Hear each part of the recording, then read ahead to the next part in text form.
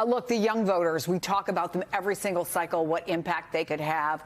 They are the kind of voters where maybe they slept in or they've got an exam and they decide not to go, but they are pushing heavy from the Harris campaign, including Michelle Obama last night mobilizing first-time voters. Take a listen. Our priorities have gotten a little off whack. We got a lot of folks thirsty for likes from their followers, but uninterested in the needs of their communities. We got folks excited to vote on reality shows, but not willing to vote for their actual reality. Why can't we write like that? Honestly.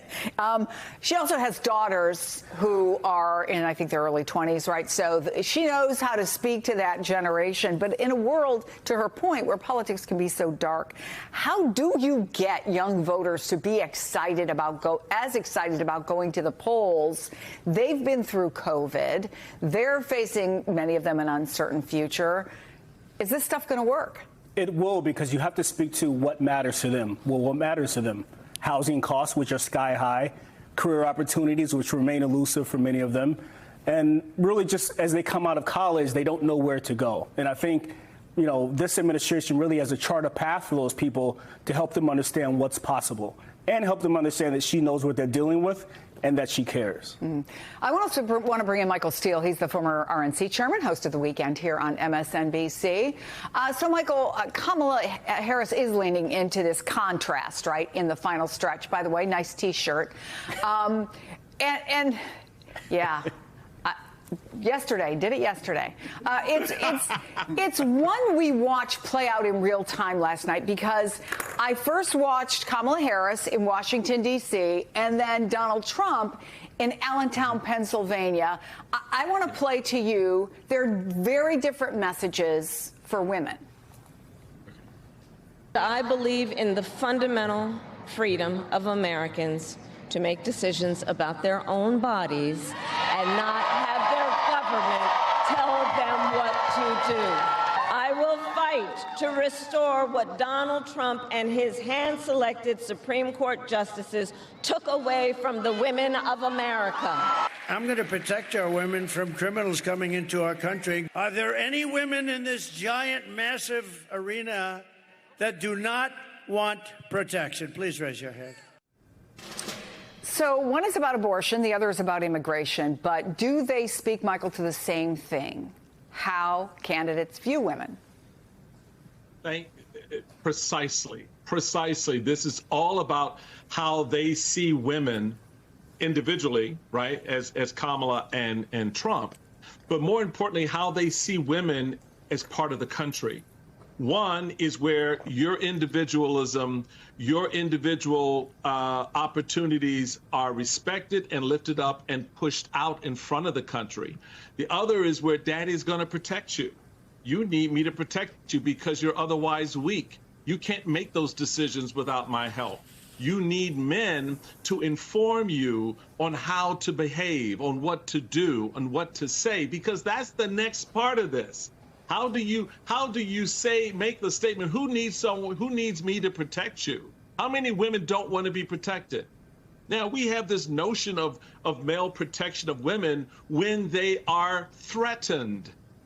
When they are threatened, not when they are the ones who are the threat. And so when men become the threat to the interest of women, it becomes a very different conversation for women when you start asking them about protection, because then it's like, protection from whom? You? Yeah, I'm with her, you know, and that's the shift I think Kamala Harris has been very successful at making with particularly white suburban women, and within that cohort, Republican women. We've seen it now, Chris, in Kansas, in Ohio. We're going to see it this November on ballot initiatives across the country, the 7 states or so that have abortion on their ballots. We're going to see that shift play itself out. The question is, do they say, and I find this very hard to believe, that a woman says, I want the independence of choice and therefore vote for a ballot initiative, but then said, I still need daddy to protect me and I'm voting for Trump. I just don't see how those two things align. All right, Michael Hardaway, one of the really interesting things, I hadn't done this in a while, to watch a Kamala Harris speech like that and then to watch Donald Trump, was that you've heard all of these contrasts. And there was another one in just the way they told their supporters to vote. You will have the chance to make a decision that directly impacts your life, the life of your family, and the future of this country we love. But by the way, you got to get out and vote, otherwise I would be very embarrassed. This is all subject to you voting. You vote, it's not, we don't have a problem in the world. So both are speaking to crowds of supporters, right? Speaking to the converted. But what will undecided voters make of that? Well, the first candidate had a plan. It was self-empowerment. You make your own decisions for your life, and I help. And the other guy had concepts of a plan, which seemed to be absolutely nothing, and I'll decide for you. I think undecided voters go with the former because at the end of the day, every single adult wants to be able to make their own decision. And that's what the Harris campaign is saying to all Americans of all stripes, of all backgrounds. All right, I got to ask you something, Michael, that we just learned. Michael Steele, in this case. I got two Michaels here. Hillary Clinton is going out on the campaign trail to Florida. We just learned on behalf of Kamala Harris this Saturday, just 3 days before the election. She's going to host a Get Out the Vote rally in Tampa. I was in touch with a Democratic official in that state yesterday.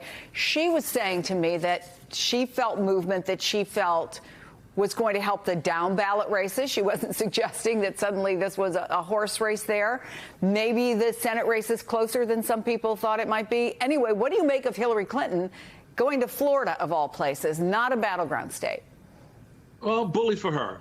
It's good to see her out on the campaign trail. I mean, I think, Hillary takes a lot of knocks from inside and outside of her party, and I think it's important for her as the first woman to be the nominee of a political party for the presidency and to run the race that she ran in 2016. I think that's important for her to be. It's probably strategic having her in Tampa versus a battleground state. But there are other things that are already operationalized in those battleground states that Hillary may not add to. But in a place like Florida, and it goes back to what I was just saying, there are other things driving the vote in Florida besides the top of the ticket. And to the extent that you're looking at this, as I do as a former chairman, from the bottom up, and to the extent that she can help draw out some voters around abortion, around the cannabis issue, around whatever else is going on the ground in a place like Tampa and other parts of Florida that may help upstream at the top of the ticket, it's good. The other thing, if I could real quick, I want to comment on the other aspect of the video you just showed of the two candidates asking for their vote.